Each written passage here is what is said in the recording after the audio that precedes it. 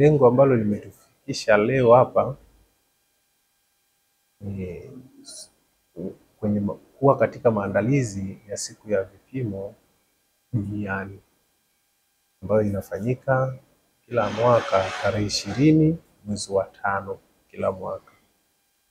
Na sisi tumekuja kwa kauli mbiu yetu ya vipimo duniani kwa mwaka huu, vipimo kwa kila moja, na maana kila mtu. Sasa hapa tumekuja kwenye kitengo cha mambo ya ufungashaji, bidhaa zinazofungashwa viwandani. Sheria zipo, uangalia sheria lazima ufuate, huwezi kuamua bila kufuata sheria.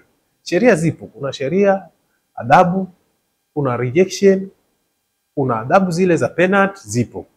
Kwa hiyo vipimo kwa wote, jamani, hakuna sehemu ambapo kipimo hakitumiki.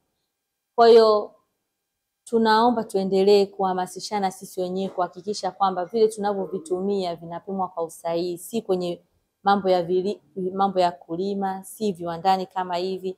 Na pale unapoona kuna shida yoyote, usiache kuwasiliana na wakala wa vipimo ili kuweza kupata huduma zaidi.